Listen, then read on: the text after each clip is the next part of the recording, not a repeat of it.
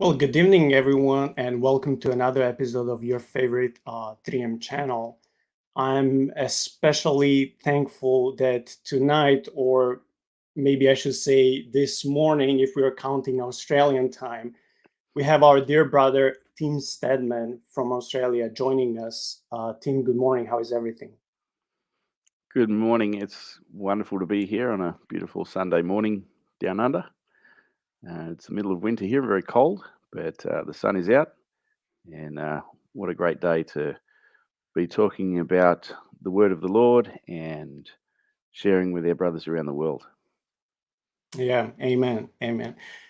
Tim, before we start with our topic tonight, first I want to thank you first personally, but also on behalf of all the viewers for sacrificing your time from your family, from your obligations, and finding time for all of us to chat with us about this very, I won't say just a nerdy topic, but also very biblical and very important topic, which once when it's assessed properly, helps us to put Bible in better perspective.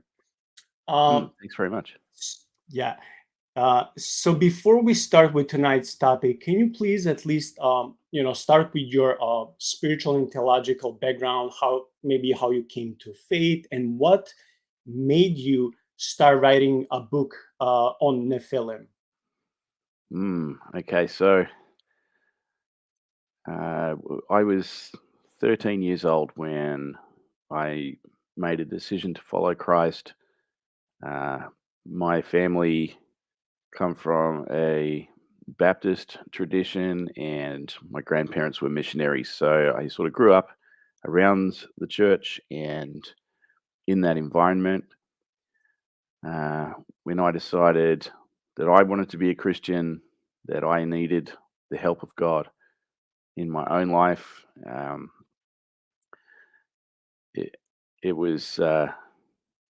I guess as a child, everything is selfishly motivated. This is what I need. This is what I want, and it took me a few years to sort of come around to, hey, I need to be giving of myself in service to God. And that's when I became a bit more serious about my Christian life and started getting involved in ministry when I was about uh, 18. That's when I got baptized. Um, I went to a Baptist church that whole time, but I didn't get baptized until I went to a charismatic church, which was kind of ironic. And after being in the charismatic church for a while, uh, I went through a few different churches. I went to Bible college. Uh, I then went back to my Baptist roots and went to a fundamentalist Bible college. But everywhere I went, I was like, yeah, I can sort of see what they're saying here, but there's some things that I don't agree with. Uh, so my wife and I ended up in a a local evangelical church, which here in Australia, I should clarify this. In Australia, the Church of Christ is more like a Baptist church in the US. I understand in the US there's a group called the Church of Christ, which sort of considered a bit of a cult that have some strange rules. Um, that's not the situation we have here in Australia. So I might say to someone in Australia, I go to Church of Christ, but if I'm talking to Americans, I generally say, well, I guess you could call me a Baptist. um, but I don't really stick too tightly to denominational titles and affiliations because really, I think that the body of Christ is all of us in all of our Christian faith traditions. And the important thing is that we are all allegiant to the one most high God, the creator of heaven and earth.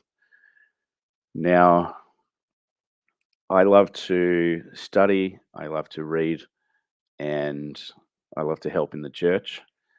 And a small independent church that I used to go to some years ago, the pastor was very old. And he said to me, look, I need some help because I can't uh, prepare a sermon every week. I need someone to step in every so often and preach. And he said, I know you've been to college and all that, and I know you study and you love the Word of God. Would you consider uh, preaching? You know, once every month or 6 weeks or whatever. I said, yeah, I'd love to do that. And so I was doing that on and off for some time. And one particular week, I was preparing a sermon. Uh, I wanted to talk about obedience. And so I thought, right, who's a good model of obedience? I think I'll take a look at Noah. So, preparing this message about Noah and the flood and going through all this because it says explicitly in the flood story that Noah did everything that the Lord commanded him. And that was really what I was driving at with the message. But you can't talk about the flood and all that without sort of going into why is there like everyone in the world doesn't get on the ark and God kills them. Like something about that doesn't sound right. And I thought, well, you sort of have to talk about that.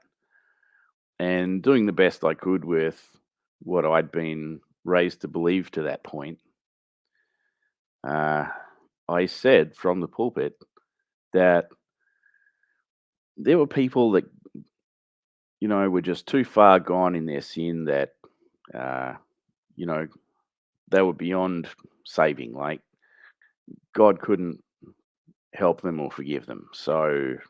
You know, so he sent the flood and they all drowned. And, I sort of carried on with the message and did this whole thing about how good Noah was and how we should be like Noah. But then I got to the end of the sermon and I'm standing there at the pulpit. It's all finished. And I'm thinking to myself, you know what? This isn't right. I was like, if God is the same loving God that I believe in Jesus Christ, then what's up with killing all these people in the flood? Like that just doesn't sound right. Because I know this is the same God, right? I firmly believe in this continuity of the revelation of who God is from beginning to end. And I just don't see the same God who is manifest in Jesus Christ uh, being revealed in the same way back here in Genesis. I thought there's something I don't understand here.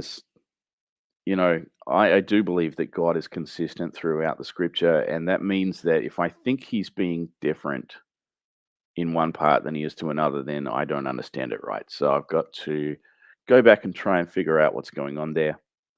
I need to get my head around this so that I can understand God better because I feel like I'm letting this congregation down if I come to them with this view of God because it might be what I was brought up with, but I don't think it's right. So that sent me back into the flood story and trying to find out if there was something I missed.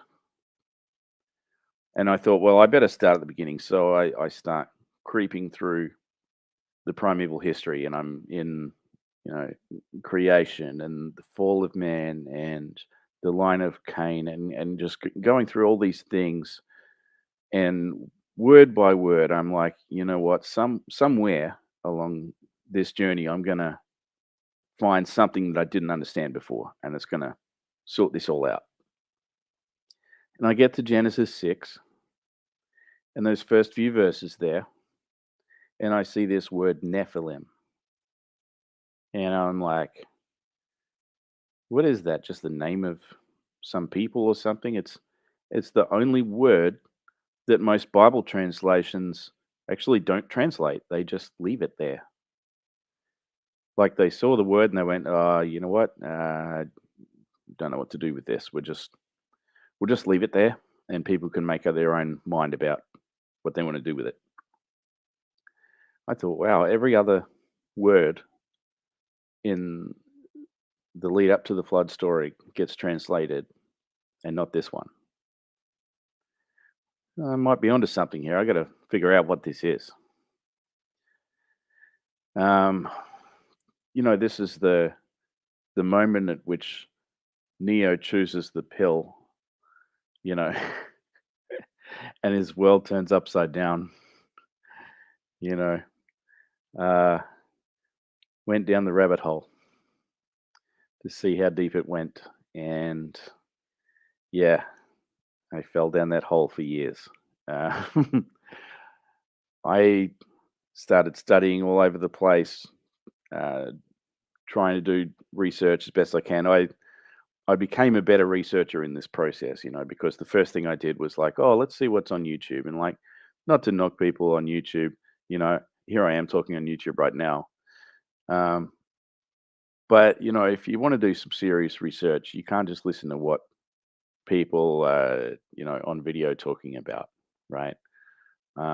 Because people can say anything they want. I was like, I need to get into some serious study. So I start pulling academic resources, and I bought so many books, and I just listened to heaps of scholars and teachers, and just spent hours every day diving into this topic, trying to figure out what's the story with the Nephilim. How come people have these different views about who or what they were, and what implications does that have?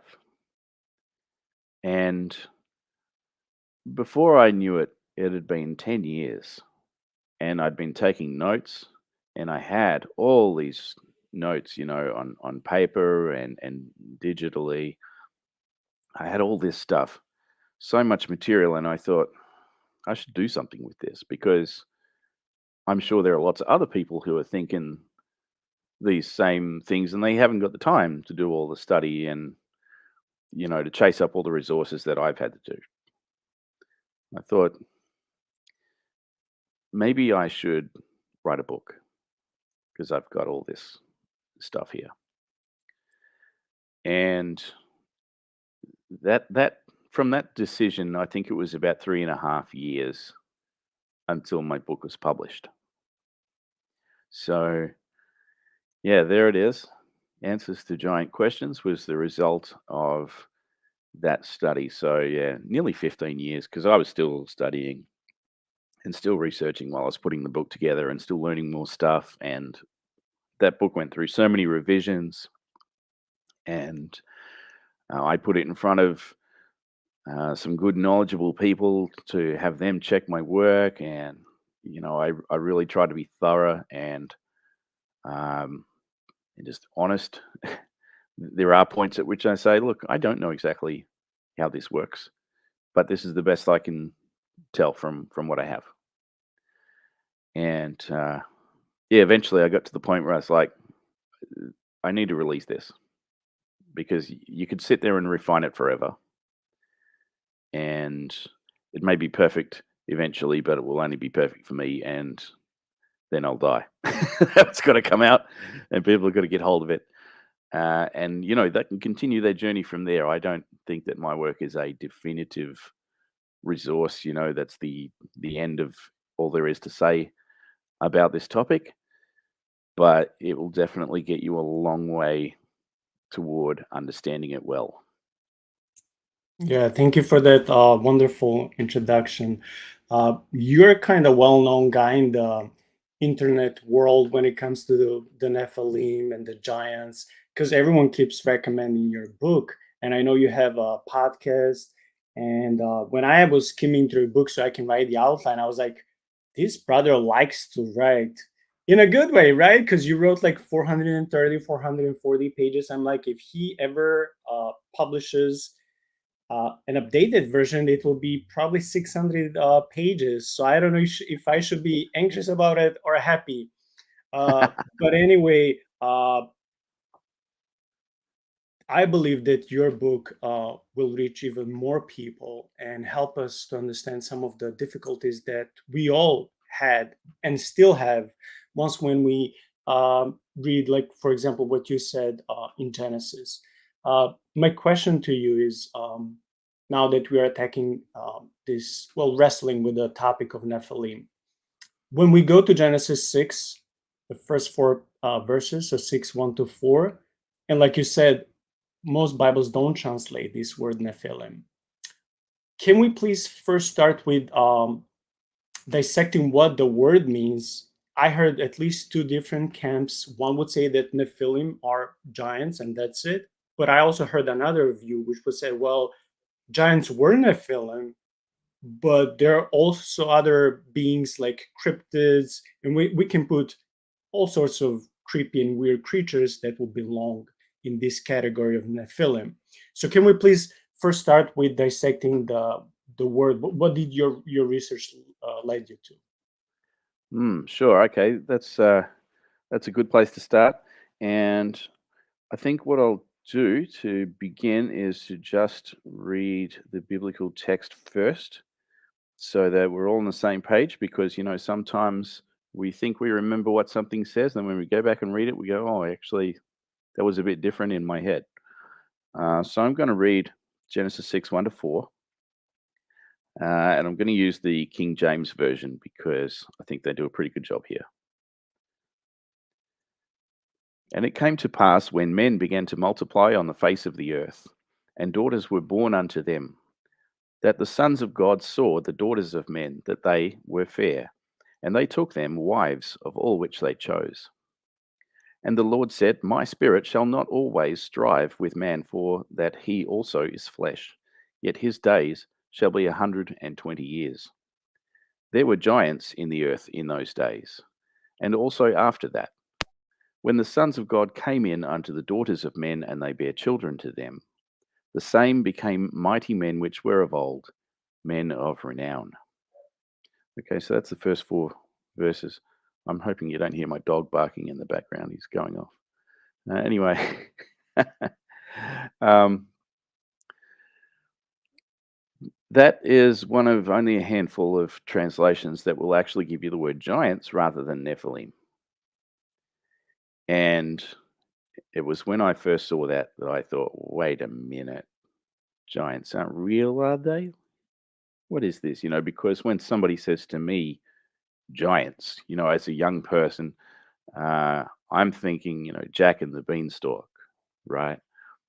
I'm thinking Lord of the Rings, rock giants and, uh, you know, uh, even Transformers and things like that. Like, they're big and they're powerful, and they have all sorts of cool weapons and technology and magic and all these kind of things. But all those things uh, have some degree of overlap with the biblical concept of giants. But the one thing that we miss, I guess, is this idea of immense towering size. Like when someone says giant, we should be looking toward the clouds and see these enormous people, uh, you know upwards of 30 feet tall or something. And so when I saw that in the Bible, I was like, that can't be right. Like, no, really? And I got to get to the bottom of this. The more I read the Bible, the more I realized that we're not talking about that scale of size. You know, yeah, they're called giants because they're big people, but I think we can come down to the realm of, you know, the biggest people that we might commonly see today in our world would fit into that category. So, if you know somebody who is, close to 7 feet tall, and you think about a person that size, I think that's what we're really talking about here. So it helps to have that in perspective because that's all the evidence we get from the Bible. There's nothing in the Bible that actually says that they were much bigger than that. So I think that's a helpful frame of reference. But the real issue is, how did people in biblical times actually think about these people, and how did they get this idea of who they are and where they came from and all the rest of it? Because we only have those 4 verses there in Genesis, and it really doesn't elaborate much on that at all. And there seems to be an awful lot of tradition built up around these ideas that come from somewhere, and later authors and uh, church fathers and whatnot have been talking about this for centuries, and there are stories built up around this little uh, nugget of truth from the Bible here, which expand on it immensely. And the understanding of who these people are varies from one person to the next, and some take it very literally and very woodenly, and others take it in a highly symbolic fashion where they're just kind of extracting principles from it and not really concerned with the physical reality. So uh, the challenge is trying to work out for yourself how that all works, how it fits, and what is the truth that the biblical authors are really trying to bring out for us. So, getting into that word Nephilim, it's a tricky one because it only appears 3 times in the whole Bible. 2 of those are in the same verse. So, there's really only 2 spots where the Nephilim are mentioned. You have one here in Genesis 6, you have another one in Numbers chapter 13. And the one in Numbers is uh, telling because you get some idea of um, this notion that they are really quite large and fearsome. And a lot of people will try and take it very literally and say, "Oh, well, the spies, yeah, who came back from Canaan said that they were like grasshoppers in their sight." And so we get very mathematical. Okay, well, a grasshopper is maybe 2 inches tall, and you know, if they're the size of a normal person in comparison, then, these giants would have to be, hundreds and hundreds of feet tall. They must be really immense. I don't think that's how it works. People don't really talk like that. Do they? I mean, you just you don't hear people say things like that and intend for a real, literal, scientific correspondence. This is, figures of speech. The way people talk and the way people write, they will use imagery to convey the point, and it's not intended to be literal. Okay, we need to stop looking at the Bible like it's a science book. Now, back in Genesis 4, there is the line of Cain, and the idea that Cain's line, who was sort of emblematic of um, human evil in the world in this pre-flood time, they somehow uh, come up with all this technology. They become the innovators of music and weaponry and all kinds of things which are viewed quite negatively in certain contexts in the Bible. I mean, music doesn't sound that bad. I guess it's what you do with it, right? It's like everything. Any technology can be applied to something good or can be applied to something bad. And the point in these early chapters of Genesis is on the corruption of humanity and the way that we, through our sinful desires and our selfishness and our desire for self gratification and self glorification, have used technology uh, negatively to pursue our own interests. And then you get into later works like First Enoch, and that author, he's putting all these things together. He's like, where all this stuff came from? He says, those fallen angels, they came down and mingled with the women, and they taught things that people weren't supposed to know. And in their relations with these women, they gave birth to these giants, right? Because you have these supernatural entities taking on a bodily form, and the result of that union is something semi divine.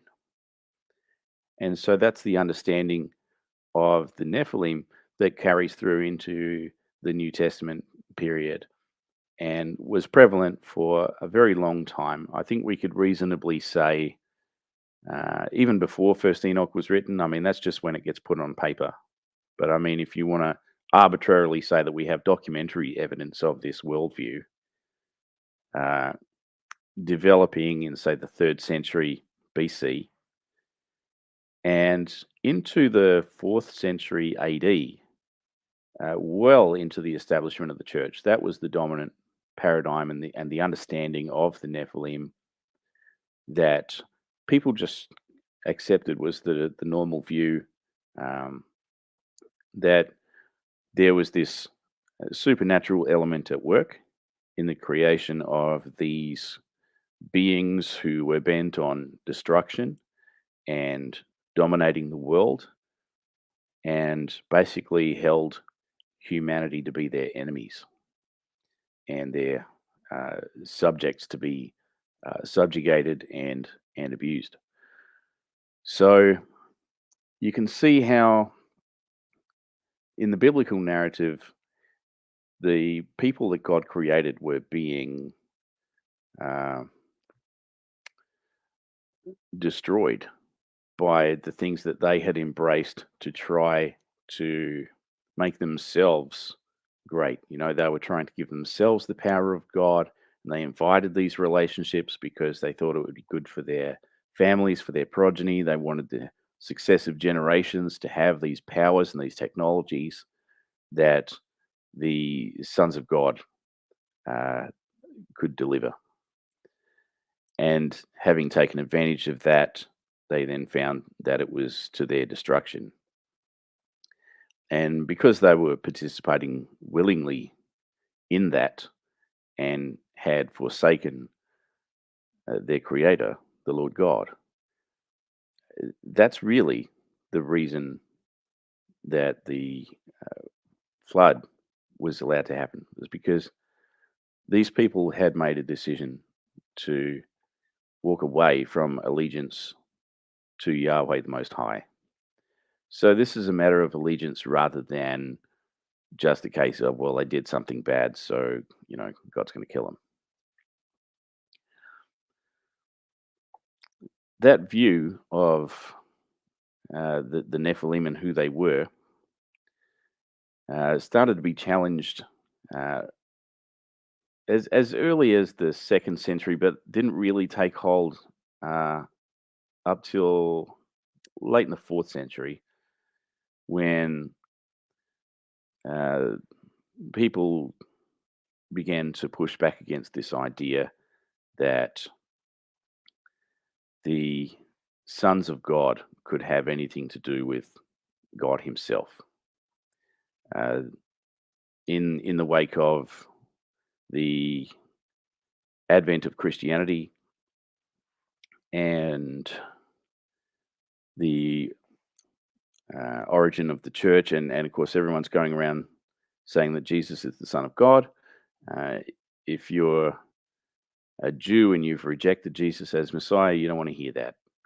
There were uh, various rebellions and uprisings uh, in Judea where people got up and claimed to be Messiah. They were causing all sorts of problems. You had the Bar Kokhba revolt in the second century. Um, Eventually, the Jewish people got sick of hearing all this stuff and just decided they were going to stamp it out. And that actually caused a substantial doctrinal revision for the Jewish people, which was unprecedented.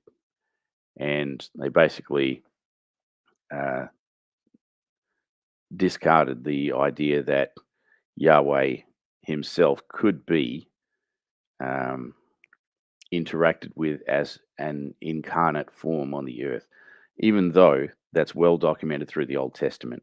The idea that there was a second Yahweh figure who could be embodied and could be interacted with on the earth. So, getting rid of that and talking about God in terms of this purely immaterial uh, nature that can't interact with the world, and all that kind of separated Jesus from God and had the effect of um, basically isolating um, Christianity from the mainstream Jewish faith, because Christianity was just kind of an offshoot of Judaism at first, and these things began to separate, get further apart. The other thing that happened was that politically, it made sense for the Romans to begin to develop these ideas that the church was separate uh, to Judaism, and there was also a development of ideas where these sons of God were seen as righteous people, and it's so full of logical errors, but people embraced it because they didn't like the alternative, the supernatural idea. Because if you can have a son of God doing something that's bad, then what does that say about Jesus? We don't like the idea that Jesus could have been the same kind of thing as one of these sons of God who created the Nephilim, and they're not. There's a world of distinction there, but if you're not prepared to sit down and sort of tease out the differences and see how they are distinct and how Jesus is unique as the the unbegotten Son of God, or sorry, the only begotten Son of God, should I say, uncreated is what I meant. Uh, yeah, if you're not following those things carefully and you just kind of throw all your eggs in the same basket, then you're going to ditch that idea, because you don't want to see Jesus as one of these rebellious creatures that abandoned heaven to come to earth to proliferate evil among humanity. And over the centuries that followed, uh, the church kind of just left that whole idea behind, and it sort of became a bit of a taboo thing that people didn't talk about anymore.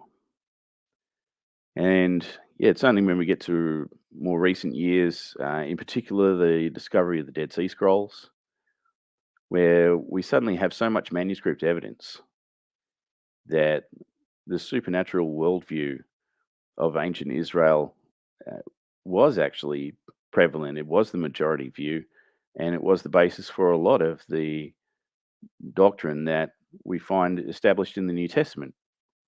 And things that we wondered about for a long time start to make a lot more sense.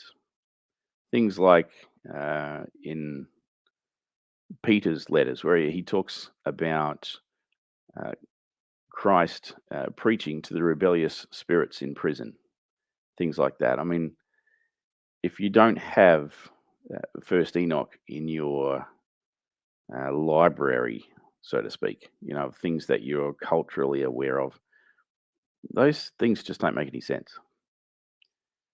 And so when I wrote my book, I was just like, we need to get all this stuff together, give people a sense of what the worldview of the biblical authors actually was and what that means for us.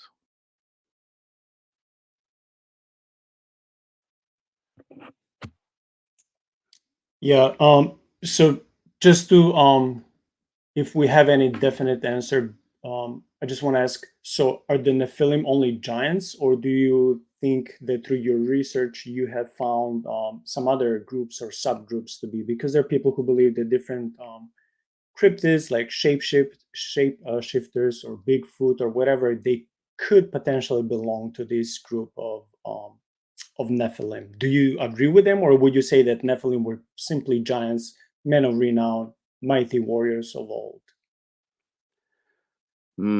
That's an interesting question, and it's tough because these creatures that we hear about and that some people have encountered uh, are very elusive. We don't get to study them in any detail. As far as what the biblical text can support, uh, I think that the Nephilim were uh, really just the product of these human and angelic interactions, um, and I guess could be spoken of as a subspecies of humans in a sense. When you get into cryptids and stuff, I tend to think that it's more likely that those things came about afterward as a result of further interactions, perhaps caused by um, demonic influence, and perhaps as the result of the use of witchcraft and that sort of thing. Um, there are people who will say that there's this idea that the fallen angels bred with animals and that as well, not just humans. Um, Having looked into that, I wouldn't agree because the idea of angels sinning against animals in the text that's quoted for that. I think there's a quote in Jasher, which is not a reliable text. It's like 17th century. It's a forgery named after a book that the Bible refers to, but we don't have that early source. There's also a reference in Jubilees, and all this stuff is built on what came from First Enoch, which is an elaboration on Genesis 6. So we bring it all back to the original source, and we don't actually have this idea of angelic interbreeding with animals. What we do have is people consuming animals, um, and basically just ravaging the land by consuming all the resources that people had. That at least that's the way it's put in First Enoch. The idea that sinning against the animals is in the context of eating everything, and so I don't see justification for the idea of angelic interbreeding or crossbreeding with animals. So I think the Nephilim are distinct as a subhuman group, if you want to put technical terms on it. As far as cryptids and other things go, I think we need to look further into later influences of the supernatural and the occult and stuff like that. Yeah, thank you. I think I agree with you. So when it comes to Genesis 6, 1 to 4, there are at least three different views. And you already explained the sons of God uh, view, which Dr. Heisel agree with, and we're both his fans.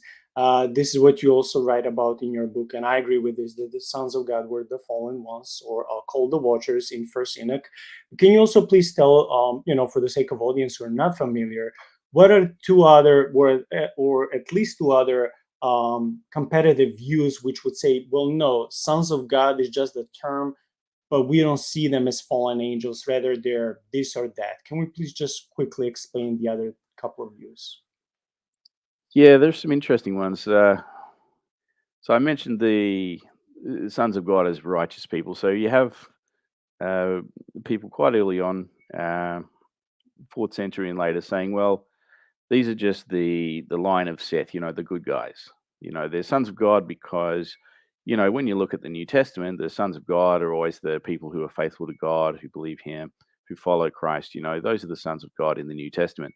So if we want to be consistent, we have to take that back to the Old Testament and read it that way, and that gives us this idea of the sons of God being righteous people. Um, there's some issues with that because, firstly, that interpretive model takes it backwards. Like, you really have to build your understanding of who the sons of God are by beginning in your Old Testament and working through it that way. And when you do that, you realize that the sons of God are these divine beings who represent God and execute His will on the earth. And they do that um, in supernatural ways and also in embodied forms. Now, that understanding of who the sons of God were, that carries through the Old Testament. But then we find, as we get into the New Testament, that this term sons of God begins to be applied to those people who are faithful to Jesus and who are going to be glorified in the afterlife and who will become effectively the sons of God, replacing those rebels from Genesis 6 so that uh, they are effectively functioning as judges against those rebellious sons of God in Genesis 6. So it's about getting that interpretive model the right way around. And, let's begin with the development of the idea as it was in the Old Testament and work our way forward rather than importing a later theology back into the text. So that's where that one falls down. There's another view that says the Nephilim were like, some pre human species like, Neanderthal man or something like that. Um, sounds, plausible on the face of it, but then how are you going to get giants from that? Crossbreeding or whatever. I don't see how that works. You also have potentially a fairly large chronological gap to cover, depending on your view of how the human species came about. I don't want to get into debates about evolution and stuff, but um, yeah, certainly the idea that we're talking about different species of pre-human, hominids, if you like. Um, that idea is out there, but I don't think it holds much water. Tim, I love how you gave some historical background like 5-10 minutes ago when it comes to this doctrine and how it was well, it tried to be changed throughout times during to different political and social context, which was happening back in the days in the ancient times. Yet we see, like you mentioned, First Enoch supporting, the traditional view. We also see one of the Jewish secular um, historians like Josephus, and we also see some of the church fathers also supporting this view that hey, these sons of man were giants. So I was just wondering if you can please share for like a minute or two, give us some sources because these are always important whenever we're studying some important biblical topic. Uh, how are we doing with uh, with extra biblical sources? Can we say that throughout history, especially church history, and like I said through Josephus, can we say that this doctrine that the sons of man were were angels?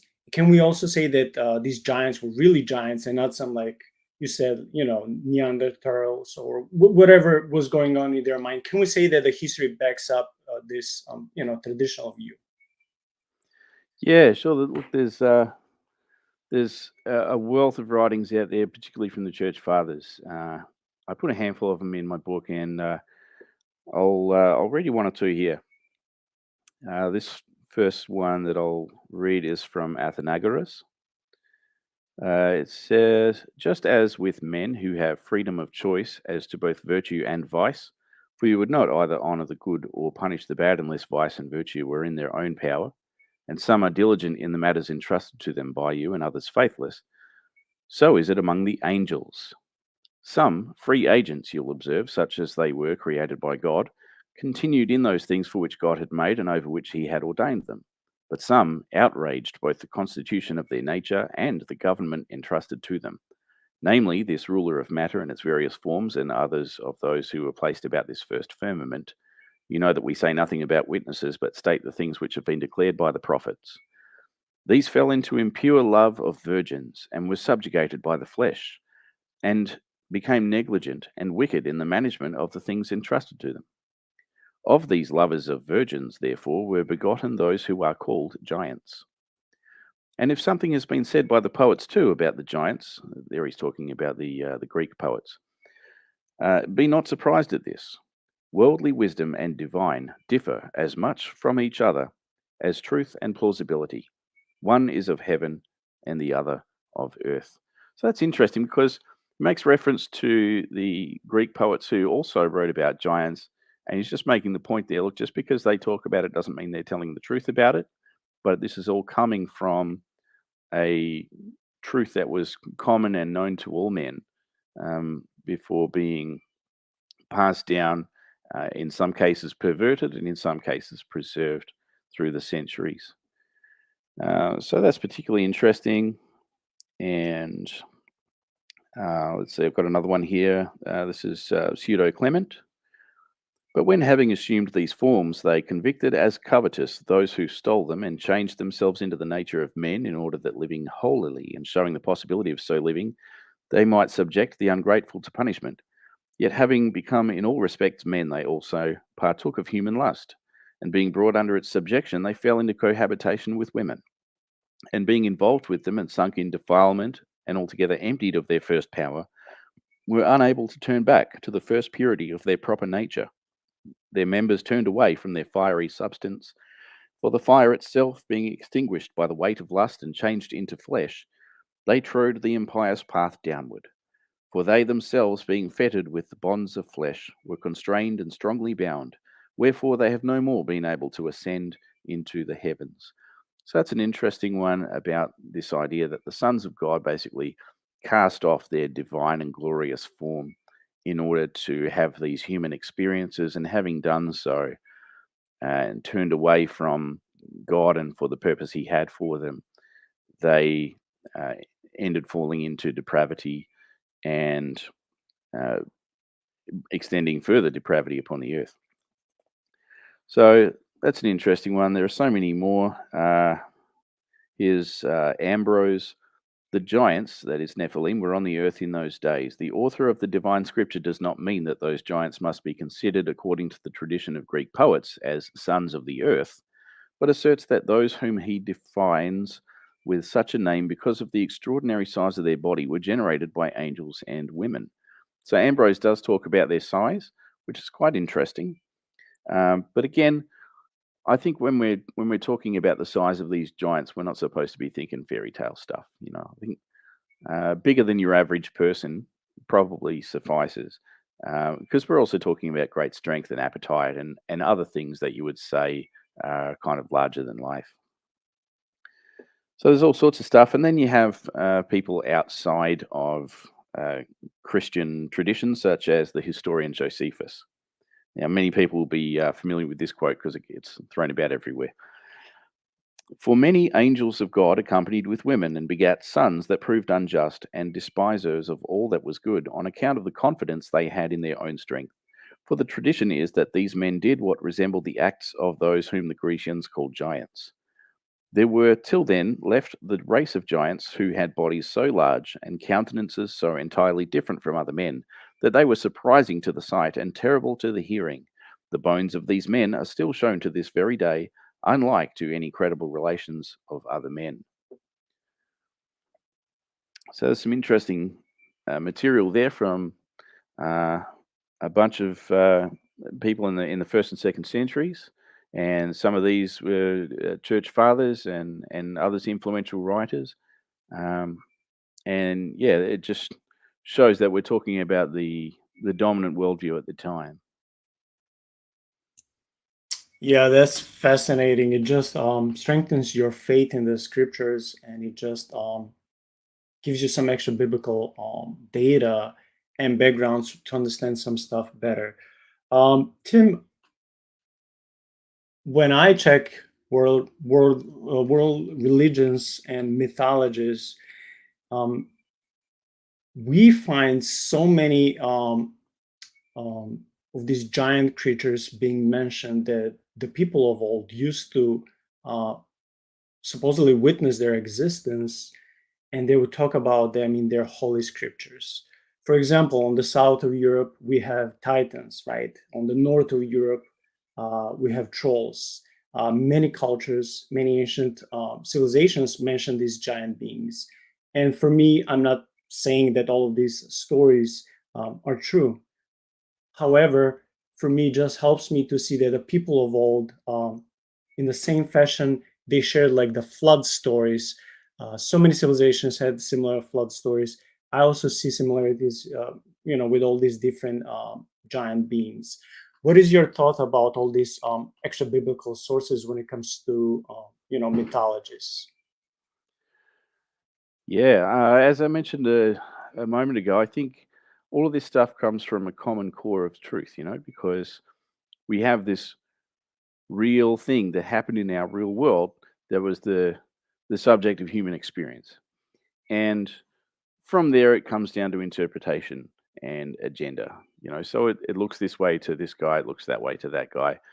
And then you've got people recording these things and they want to use the stories in order to further a particular point that they want to make. So they're going to change the way that the story is presented in order to teach a particular thing or push a particular narrative. And that's going to influence the outcome of that story, how it reads, and the impression that it leaves us with regarding these very ancient events. So, yeah, you see as you go from one ancient culture to the next, all these common elements that overlap and that somehow point toward that original truth. And you're going to see that they diverge here and there, and in many cases, still retain some elements of that original truth of the events that happened, and the people who were there, um, and the divine powers behind them. Yeah, our story and our topic would finish for tonight at this moment if we wouldn't see the reappearance of giants after the flood, which has puzzled so many biblical students, theologians, and regular laymen like myself. We see supposedly all of them being destroyed in the flood, yet the flood is over. People start, populating the world again, and like you mentioned earlier in Numbers 13, we see the reappearance of these giants, but not only in Numbers 13. We see Goliath, we see King Og. Uh, and I know that there are a few different schools of thought, the same way like with the sons of God. I know that there are also a few different schools of thought with how these giants reappeared on the planet. I read about these in your book, but can you please assess all of them? It doesn't have to be in great lengths, but can you please assess them for our audience? Okay, so there's one story that I particularly like, which I reference in the book in some detail. It's a song that was written thousands of years ago now by the Hittites, and it's called the Song of Ulikumi. And this one's particularly interesting um, because of the way that it overlaps with some biblical ideas. And before I tell you which part of the Bible it relates to, I'll explain a little bit of the story. Okay, so we have these divine beings who are in conflict. You've got the uh, traditional pagan narrative of the Most High God who sort of loses interest in running the world, and he has a son, like an up and coming god, under him who wants to overthrow his dad and take over the universe, so to speak.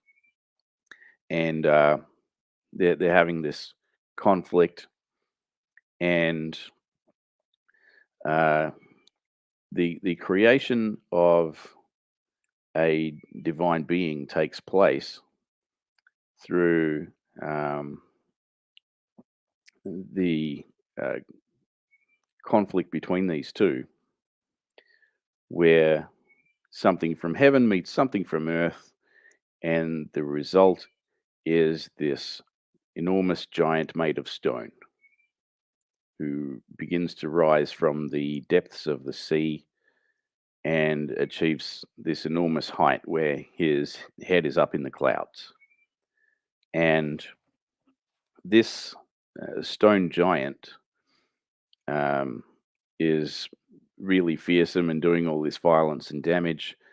And the main reason he's considered to be a threat is because he is beginning to release these semi divine creatures, his offspring, into the world, um, on into the realm of mortal existence on the land. And the the struggle continues in trying to defeat this giant and to bring him down. The end of the story is unfortunately missing because that's what happens to ancient tablets and things like that. They tend to get broken and lost. But the impression that we get is that the uh, the god who is the most high in this story uses the weapon that he fashioned uh, the heavens and the earth with to cut him down and destroy him. Now, I think that that story tells us a lot about the Tower of Babel, and that probably wouldn't have been where most people thought this was going. But in the Tower of Babel story, we have this enormous structure which is built to reach the heavens. And it doesn't say that it is, established in the depths of the sea, but then that's a symbolic reference to the source of supernatural evil. Because in the ancient world, that's, when you dug in the ground, you would find water. And the idea was that water has uh, this way of representing uh, supernatural power. So that comes from the deep place underground. And you also have spirits in the heavenly realm. So the idea of connecting those two through some kind of stone structure is basically what the Tower of Babel story is about. And the great threat in the Song of Ulikumi is the release of these semi divine beings upon the earth. And this is why they needed to defeat the stone giant. And it was interesting that there were 70 divine beings, sons of the uh, Most High, who attempted to defeat him. They couldn't do it. Uh, in the biblical story, it's that whole Tower of Babel narrative that leads to the 70 nations being created, and each of them end up having one of these uh, sons of God appointed over them. The proliferation of the semi-divine beings from Babel is one that gets lost on us biblically because we don't see that expressly in the text.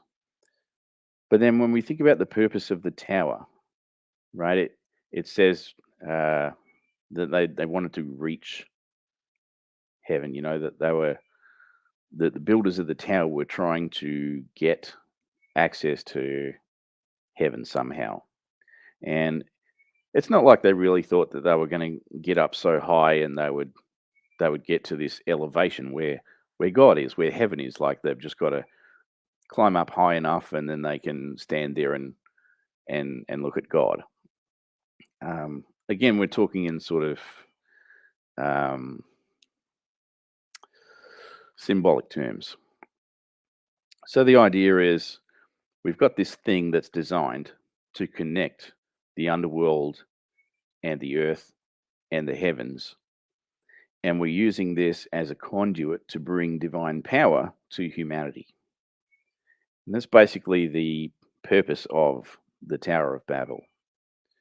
So this is how people intended to uh, reconnect with the Nephilim, who, of course, were wiped out in the flood, And they're doing this by means of tapping into that supernatural power because they understood that the bodies of the Nephilim had drowned in the flood, but their spirits remained active. So, how do they engage that power and seek the glorification that they're looking for, right? Because people are always trying to make themselves into their own gods, aren't they? And so the idea was we construct this tower, we perform rituals, we summon these spirits, and we bond them with ourselves to become the new giants. So, this is what's going on at the Tower of Babel and what follows in the religion of the Amorites.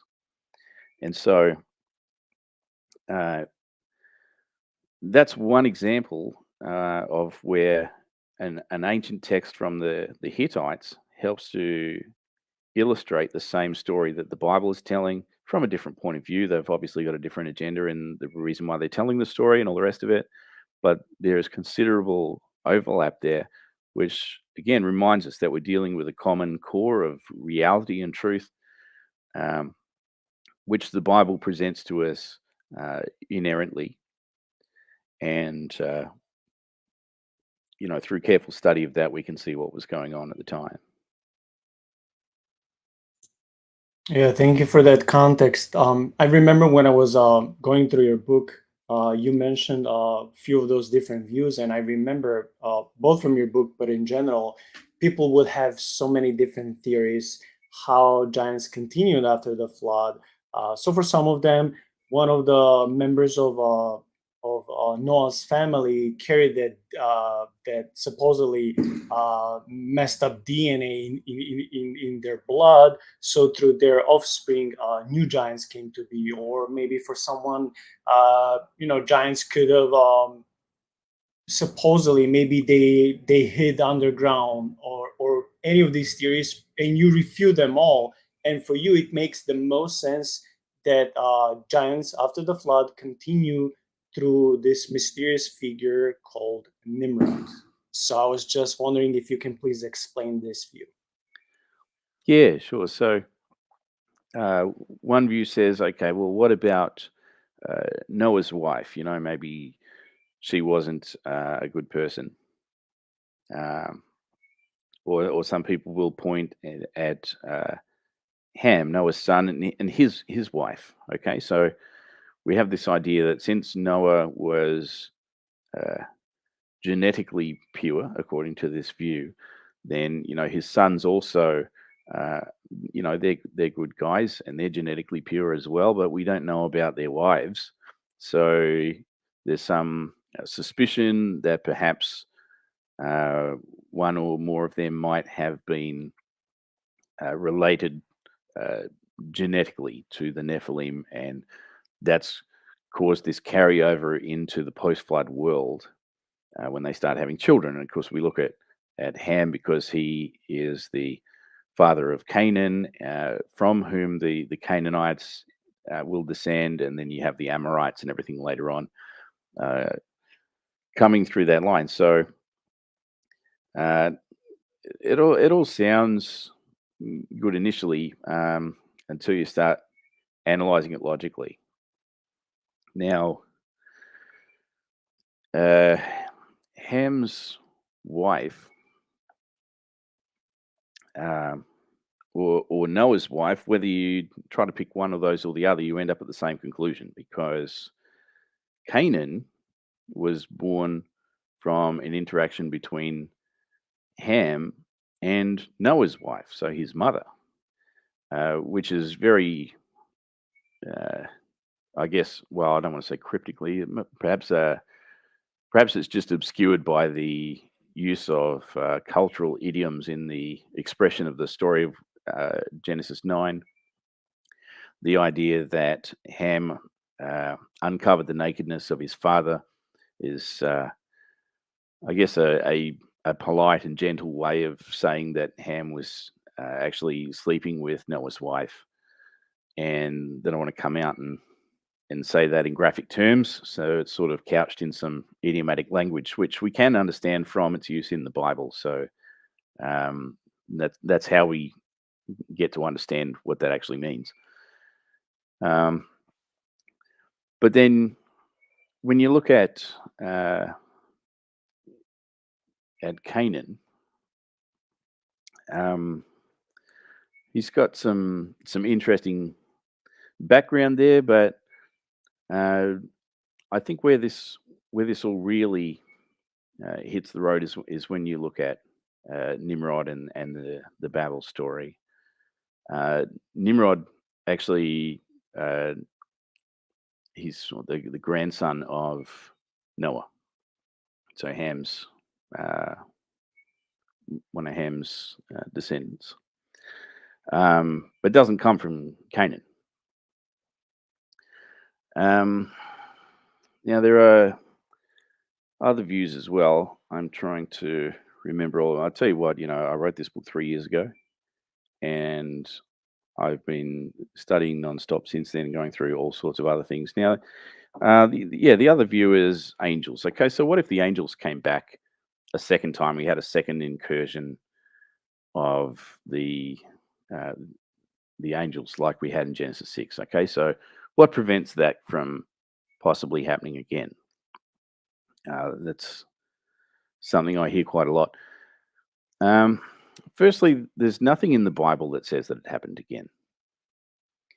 In fact, when you read Peter's letters in the New Testament, he makes it very clear that it only happened one time. And he's got some very strong language around that to insist that it happened only once. So I'll read that from First Peter 3. And just pay attention to the language here. It's very specific. You'll hear terms like once or while, or in the days of, uh, sometime, or at one time. You have these particular uses of phrases that nail this down to one single point in history. Here's Peter 3:18 to 22. For Christ also hath suffered once for sins, the just for the unjust, that he might bring us to God, being put to death in the flesh, but quickened by the Spirit, by which also he went and preached unto the spirits in prison, which sometime were disobedient, when once the long suffering of God waited in the days of Noah, while the ark was preparing, wherein few, that is, 8 souls, were saved by water. The like figure whereunto baptism doth also now save us, not the putting away of the filth of the flesh, but the answer of a good conscience toward God, by the resurrection of Jesus Christ, who is gone into heaven, and is on the right hand of God, angels and authorities and powers being made subject unto him. And I include that last part because now that angels and authorities and powers are subject to Christ, we're not going to see that happen again. All right, so Peter's very clear that it happened that one time before the flood, and it hasn't happened since. It's not going to happen again.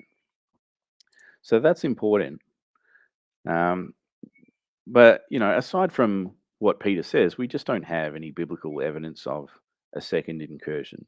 I mean, some people want to point to Sodom and Gomorrah and say, oh, there you go. You've got people trying to interact with the divine beings who accompanied God at the destruction of Sodom. Um, that's kind of the other way around, isn't it? Because you've got men trying to have these illicit sexual relations with divine beings. Um, that's the opposite of what was going on in Genesis 6.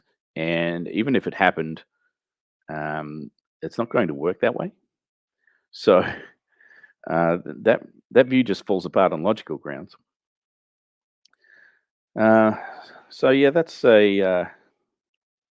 another view, and I think there's a bit more to be said. There's a few views that I tackle in the book, um, which I'm just trying to thumb through because I haven't been through this stuff in a while. The other one is bloodlines. So somebody survived and have been carried this bloodline of the giants through history. This is particularly popular with the conspiracy theorists who are, look at all the global elites, and how they're all really reptilian shapeshifters, and they've got Nephilim DNA, and they preserve their bloodlines so far back, and all the rest of it. Um, I just want to point out that uh, genealogies and genetics don't really work the way that they'd like to tell you that they work. I mean, you can look at a genealogy. A genealogy is a story. A genealogy is done so that you can tell some story about, say, you might be talking about yourself and your genealogy, and you'll say, well, I come from a long line of people who were like this, and you illustrate your genealogy in this fashion. You sort of say, well, this was my father and his father, and they were related to this person and that person. And the further you go back, um, you're looking for significant people who exhibit certain traits or have certain qualities that you want to connect to your own story, right? And I did that when we started talking at the beginning of this show, and I said, um, my grandparents were missionaries. Right now, I could have told you about my other grandparents on my father's side rather than my mother's side, and I could have said, well, we come from soldiers, who fought in World War II. Right, but I didn't say that because it's not relevant, right? Because I'm here on a Christian show and we're talking about biblical stuff. You know, who cares if my family were soldiers, right? But if I say, well, my ancestors were missionaries, well, that gives me some credence, right? That bolsters my story, and it's true. But you see how I can say one thing about myself and it's relevant and it furthers a point that I'm making. I could say something else about another side of my family history that doesn't really serve the purpose, right? This is how genealogy works, right? You want to find people who further the point that you want to make, and you connect them in the genealogy, and you leave out the others that don't support your point. So when you look at people saying things like, "Oh, you can connect this person who is the CEO of this big company, or is in the royal family, or sits in Congress or whatever," you know they'll find genealogical links back to people who were perhaps bad guys, or had some bad connections, and they'll tell that story to make those connections and to make you think of those people in that way, right? And the same thing happens with this obsession with tracing the bloodlines of people back to the Nephilim, right? I mean, it turns out that if you follow anybody's genealogy back 3,000 years, we're all related to everyone, right? And anyone who existed more than 3,000 years ago is related to everybody who's alive today. And that's just mathematics and genetics. You know, it's pretty basic. But of course, people in the Bible period weren't thinking scientifically. Okay, but they still have this understanding that everyone can be traced back to anyone if you go back far enough. And that's why the Adam and Eve story works, okay? Because we're talking about people who represent all of humanity, not because we're by necessity able to trace our lineage, generation after generation all the way back, but because it's understood that people who lived that far back were the ancestors of everybody. So again, for storytelling purposes, you can pick these people and you can say, right, they represent all of us, and that's truth. Okay, but again, it's a story told a certain way in order to be able to tell that truth. So yeah, when we come to bloodlines and stuff, there are people who will sort of weave a complicated thread through the Bible and then through history to try and show that there's this idea of biological descent from the Nephilim. Scripture makes it pretty clear that nobody survived that flood except for Noah and his family, and also clear that the descendants of Noah didn't actually produce biological offspring of the Nephilim. So really, we've got to look for another alternative that explains the existence of post-flood giants. And that's why I think it's important for us to remember the ancient context in which the Tower of Babel story was written, and that story around Nimrod as well, because I think that they're actually part of the same narrative. And I think that makes the most sense for bringing the giants back after the flood.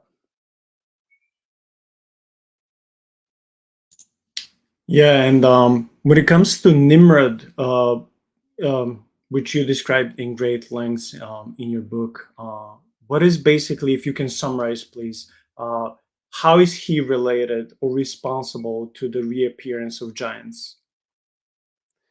Yeah, okay. So what we see in Nimrod is a picture of someone who is in blatant defiance and opposition to God, someone who is looking to empower themselves. It says that he became a mighty one. The Hebrew there is Gibor. Uh, that word was first used three times in the Genesis 6 narrative to describe the giants. So it is very intentional.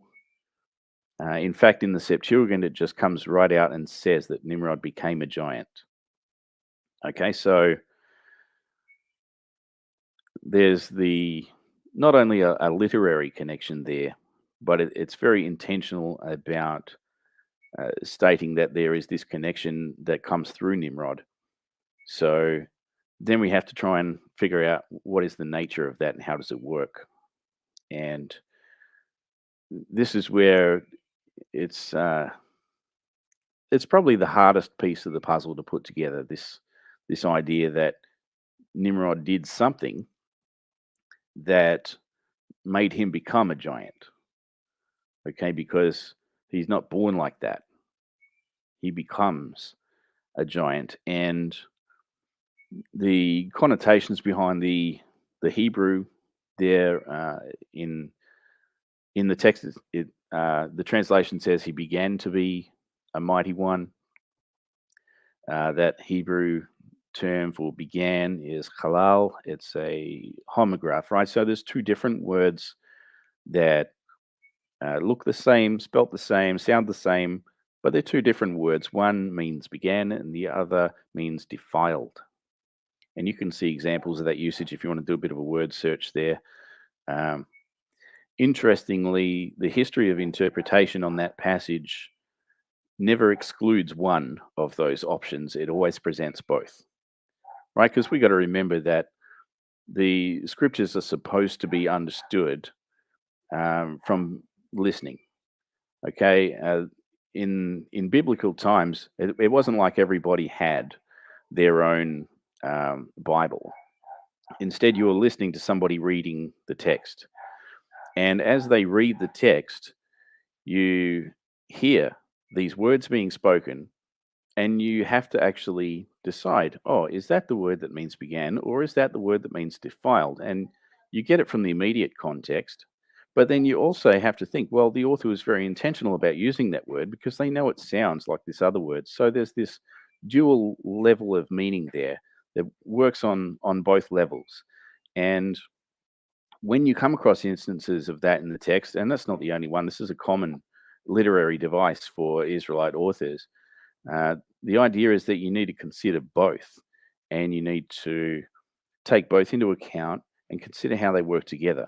So the idea that Nimrod became a giant extends then into some kind of means by which he defiled himself. When we look at biblical definitions of defilement, we're often talking about ritual and witchcraft and that kind of thing. So, in some way, these elements combine to tell us something about what Nimrod was doing. And we don't get the exact practice spelled out, which is probably for our benefit, because imagine what people would do if they knew how to make themselves into giants. That'd be horrible. Um, but it's made clear enough in the text that something went on there that resulted in Nimrod becoming a giant, and then he figured some way to spread that amongst the people of the world, which is the whole point of the Tower of Babel story. So, having made that connection there, it just follows that as you read Genesis 11, you're seeing the proliferation of this corruption of humanity, which is then spreading through the world. And that leads into the introduction of Abraham as the person who's going to begin acting as God's representative on the earth to begin to undo the problems created there. Yeah, thank you for that. I have one good question from Sean. He's one of our ministry partners and dear friends. So I want to read it because it's a good question. It says, if another incursion is impossible, then why does Paul offers angels as a reason for women's head covering in 1 Corinthians 11:10? Oh, yeah, that's a good one. Wow. Okay, so the understanding of the ancient world was such that uh, they believed that women's hair had some function in reproduction. And we find evidence of that um, in extra biblical resources as well. So I think there was one of the one of the ancient Greeks who was renowned as I believe the father of medicine, Hippocrates, wrote about this. And the thought at the time was that women required long hair on their heads um, in order to facilitate conception. And I'm trying to delicately explain this. Um,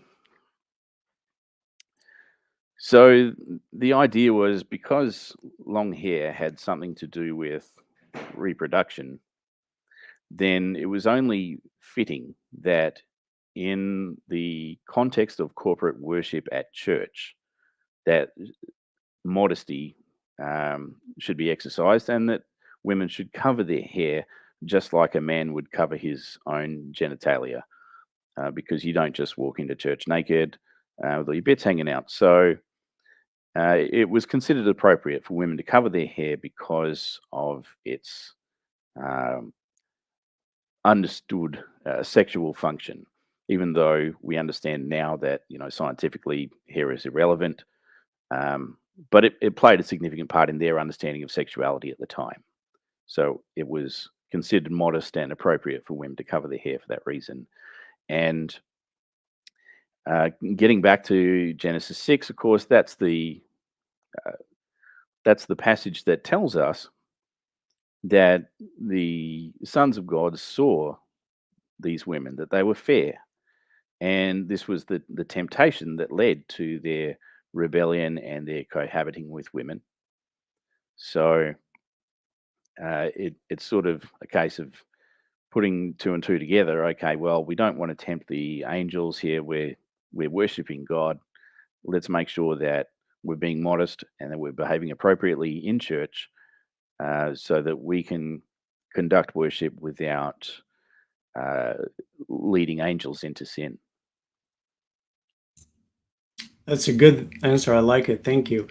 Uh, we have come to the last section of tonight's um, discussion, and I hope in the future we can continue this topic. You mentioned earlier about the so-called the iniquity of the Amorites, which is first mentioned in Genesis 15:16. Can you please help us understand how is this passage related to giants? Yeah, very interesting. Okay, so the Amorites are the people group who were the dominant power in Babylon around the time of Nimrod. Okay, so Nimrod rises to power in an Amorite context. And what he does in Babel is to establish control over these people through uh, the the domination of the land. He's established these cities, and of course the tower. As I mentioned earlier, the purpose of the tower is to invoke the spirits of the Nephilim to empower individuals who go there and participate in these ritual practices, whatever they were, so that those people would uh, bond with these spirits and become the next. I don't want to say incarnation because it makes it sound a bit kind of, um, you know, Hindu or something. But let's say the next iteration of the giants. Okay, so again, it's a primarily Amorite context. Then you have the dispersion, and you see where these people groups go, and the land of Canaan becomes populated by tribes who are connected to these Amorites, who expand from Babel. Some go directly north, some go west. Those that go north eventually tend west anyway, and you have uh, the promised land populated by these tribes who had their origin with the Amorites. So as you go through the biblical narrative, you'll find uh, words like Amorites and Canaanites used interchangeably in some places, and you will find that they all become those are like overarching terms describing smaller groups, in particular the Anakim and various groups that were known as Anakim. And, there are those whole lists of all these different uh, clans and tribes. So that's where they'll come from. But as far as what that iniquity of the Amorites actually is, we had some trouble coming to terms with that, I think, for a lot of interpreters. And I think the best way to view that is it's not about what the Amorites were doing, right? Because these are people who live outside of biblical law. Okay, God gives the law to his people at Sinai. Everybody else is not under the law. Okay, that's God's law given to God's people. So we can't judge those people outside of God's people as lawbreakers, right? They haven't broken God's law because they're not subject to it. Okay, so on what grounds are they condemned? And again, we're back to this pre-flood paradigm where people are seeking divine power, aggrandizing themselves, putting themselves in the place of God by becoming something different. Okay, so it's not about who the Amorites were or what they were doing, it's about who they were becoming. And you see in them appropriating divine power for their own purposes, they have become the new giants. Yeah, and when we continue from this tribe and dissecting some other tribes, we see, for example, Rephaim. They're both mentioned in the Old Testament as one of the clans, one of the giant clans, but they're also mentioned. The same word is used in the Old Testament when it refers to these wicked or evil spirits that will be in the pit. And when I say the pit, I don't mean the New Testament Gehenna hell. We usually mean by saying this the underworld or the Hades. Uh, can you please just help us understand the difference when it comes to Rephaim, the giant clans and all these wicked spirits? Yeah, okay, that's an interesting one. Rephaim is a complex term because of its diverse usage and application. I think, firstly, yeah, when we talk about the Rephaim in terms of the dead, uh, the idea is that the Rephaim are these spirits of the evil dead, resulting from the death of the giants. We see them also connected to uh, kings who have passed away, um, who are considered to be still existing in the underworld. And famously in Isaiah 14, they rise to greet Satan as he falls. Um, The Rephaim embody this idea of people who have tried to appropriate divine power for themselves, um, have died and become uh, disembodied in the afterlife, but they're just existing in Sheol or Hades, if you prefer, and that's where they exist and where they live, and they still have some kind of influence over the world in limited terms. So you definitely don't want to be down there with them, and that's the hope of people in the Old Testament, the faithful believers in Yahweh and those uh, who were faithful to God. They're basically hoping for the chance to get out of Sheol in the afterlife, um, and of course, in their faithfulness, that is rewarded once Jesus comes on the scene because he takes the keys of death and hell, and he is able to bring his faithful ones out with him. Yeah, I like that you mentioned actually that topic of the harrowing of hell because we dedicated two lengthy episodes from a few months ago when I had several of my ministry partners as guests, and so we dissected this topic in really great lengths. We dedicated several hours in two episodes. So I like how you're connecting all of this. And when it comes to the last giant clan, you also mentioned the Amalekites. Can you please help us understand how are they also related to these giants? Yeah, so the Amalekites, if we tiptoe uh, through the scriptures there from through the Torah, we find that the Amalekites are related to these giant clans. Okay, so while they're not explicitly referred to as giants, we see those connections, and then in their practices, we also see this relationship through what they do.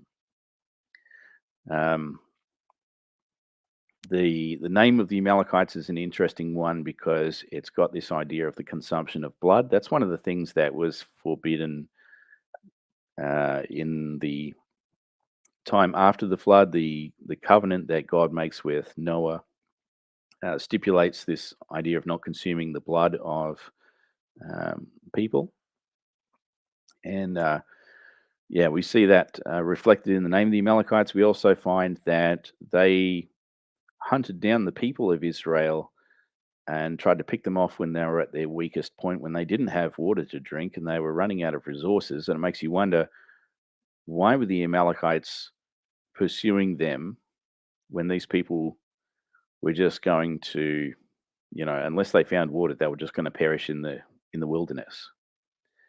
Before Moses goes and strikes the rock and brings water down from Mount Horeb, the Amalekites are attacking the camp in his absence. And when you realize that they didn't have anything worth taking, you begin to understand that the Amalekites were simply planning to kill the people, possibly to eat them. So that's pretty intense. And we actually have traditions of the uh, the giants and the Nephilim before them consuming people.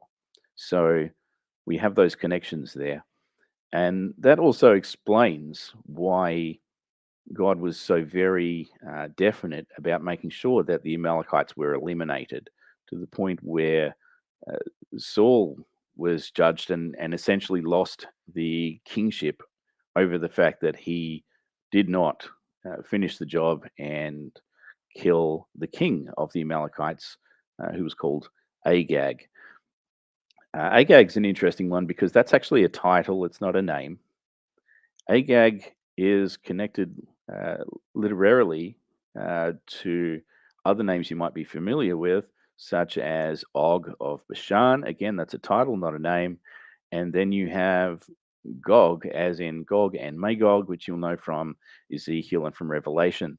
So there's this idea that there's a person who embodies the this sort of headship, perhaps as a king and or a priest over uh, people who are supernaturally empowered and in opposition to God.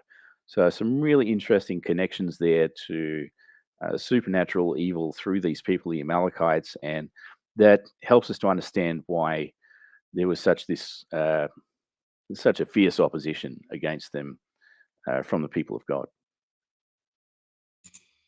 Yeah, please correct me if I'm wrong, but I think First Enoch mentions about this cannibalistic practice where giants would like devour people. Maybe it wasn't First Enoch, but it's in that whole section of No, the you're right. It is. Yeah. Enochian tradition. Maybe Second Enoch, I'm not sure, but yeah, I remember that.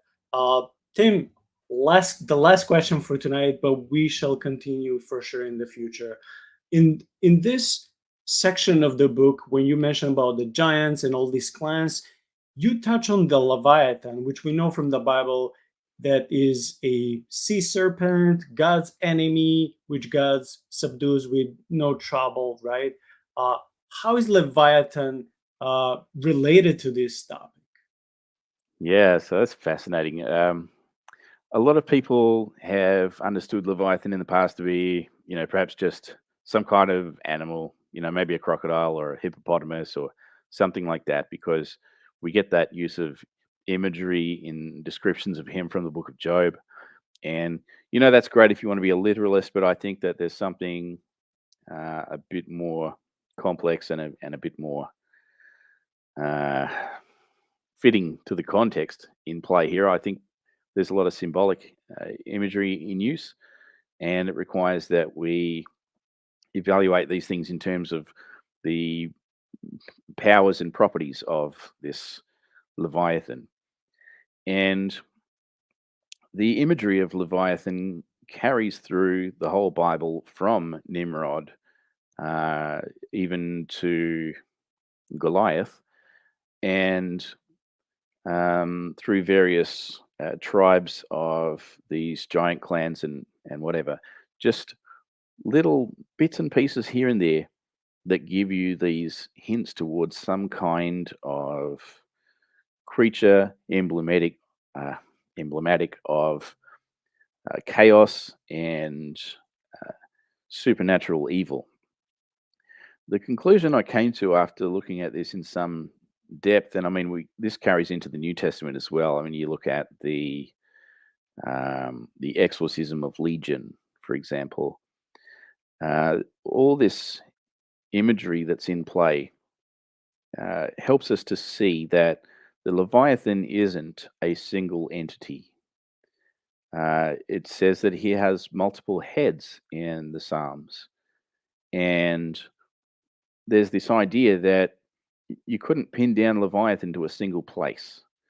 Like everything that's talked about with regard to trying to handle Leviathan, it's all rhetorical. Can you put a ring in his nose? Can you tie him down? Can you hit him with spears and all this kind of thing?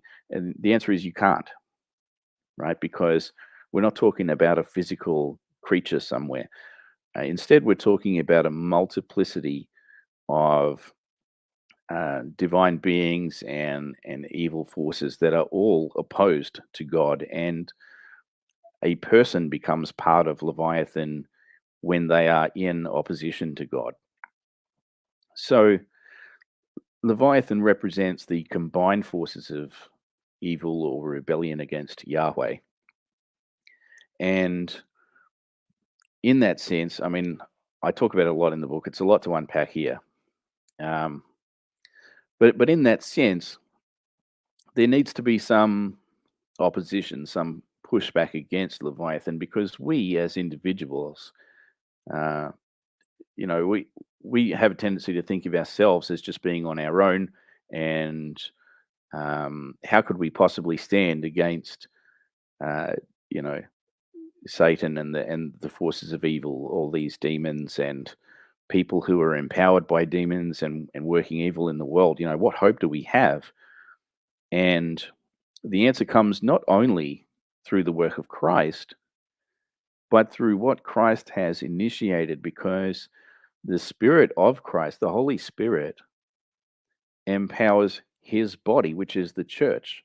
Okay, so the church becomes the power that is able to stand up against Leviathan and to bring about his defeat. Okay, and that's a progressive thing, that is happening.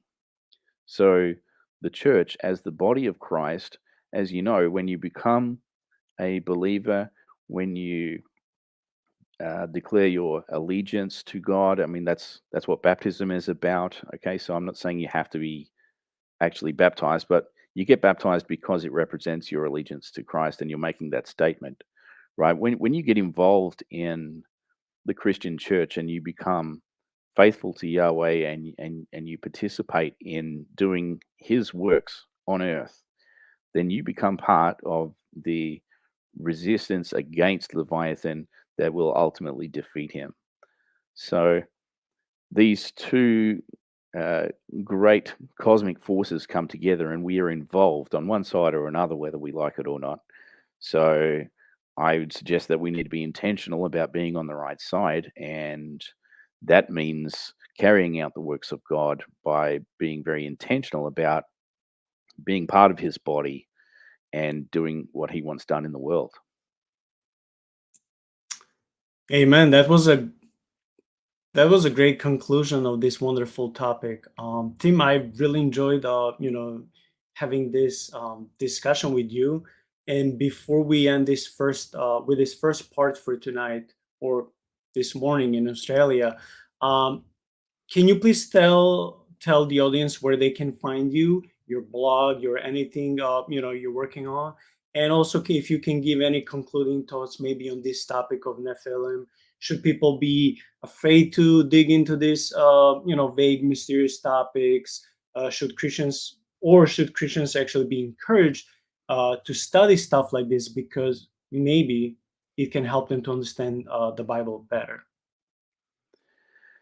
Yeah. Okay. So, all right. Let's start with the basics. If you want to get a hold of my book, you can find it on Amazon. But the quickest way to find it is to just go to my website, giantanswers.com. And that's really the landing page for all of my stuff. So from there, you can connect not only to be able to get the book through Amazon, which you can get in paperback or Kindle, um, but also my podcast can be found there. Again, that's the Answers to Giant Questions podcast, and you don't need to go through the website for that. You can just get on any of your podcast apps. Um, I would probably stay away from Spotify because they only want to host a limited number of episodes. You won't get all of them. If you go to pretty much any other podcast player app, you will get uh, everything that I put out. And we're nearly at the end of season 5 of the show. So there's plenty of material. If you're just coming across this now, you've got plenty of material ahead of you to catch up on. And we are doing an exploration of the primeval history. So the beginning of Genesis and working through to the time of Abraham. That's the scope of the podcast. We're almost halfway through. Not too late to get involved there. Jump in, start listening.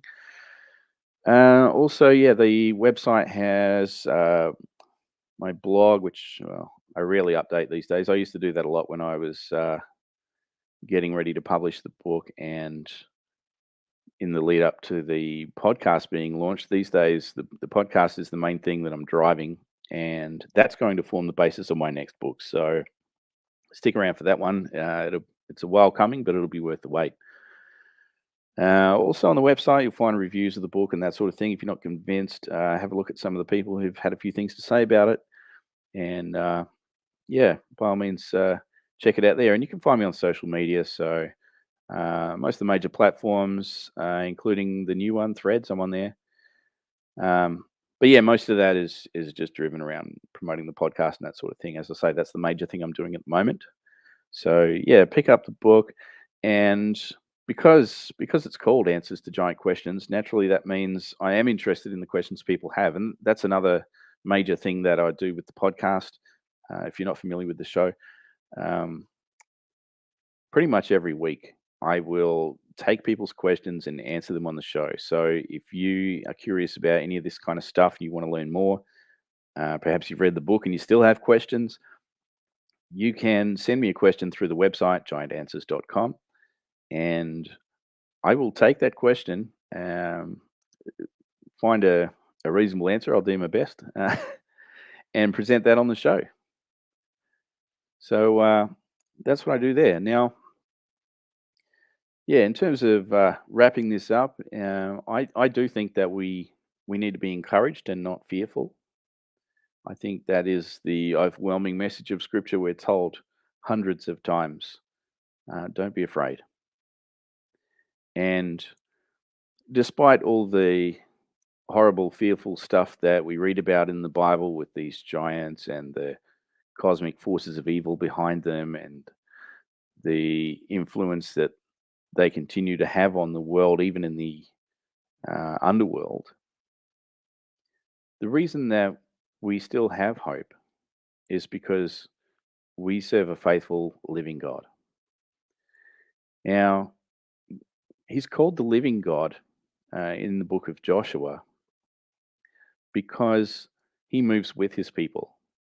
And as they advance through the promised land, they go through and drive out the giant clans and they push against the forces of evil. And ultimately, they take that victory. And the same can be said of us uh, in that as long as we remain faithful to God, then wherever we go, He comes with us.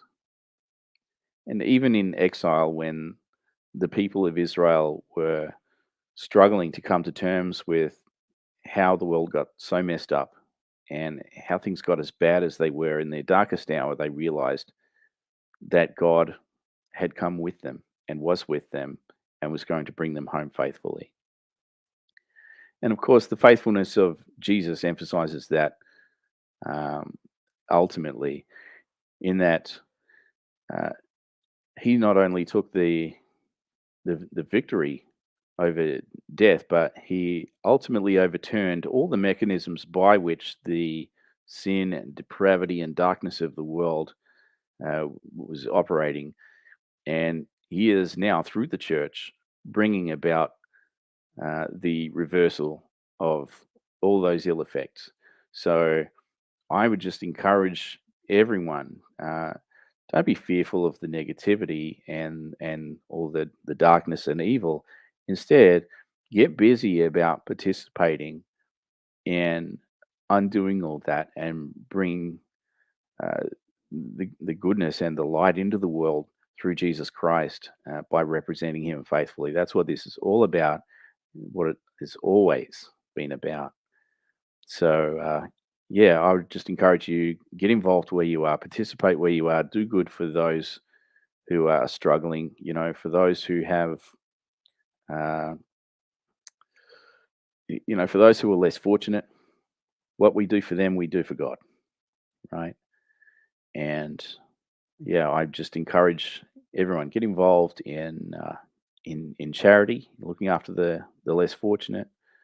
Uh, Maintain your faithfulness to God, and yeah, in so doing, you become part of this great reversal of all this evil that is brought about in the primeval history, and I think that's what we're here for. Amen and amen. I just want to conclude that we indeed serve the mighty Lord who has subdued enemy long ago, and that we're looking with hope in the eschaton, in the future, knowing that He has everything under control because our God is the sovereign Lord, and the current enemy will be nothing in the future. And I would also agree that with the Lord's help, we don't have to be afraid of the enemy, but actually with His help, we take enemy's territory little by little. So that's a great encouragement and message for the end team. I thank you for your time. It's been a blast for these 2 hours. I'm looking forward in the future. We'll do at least one more episode. Um, I wish you a blessed Sunday because I know it's Sunday morning. You're about to go to church soon. Again, thank you so much for your time, and God bless. Thank you very much.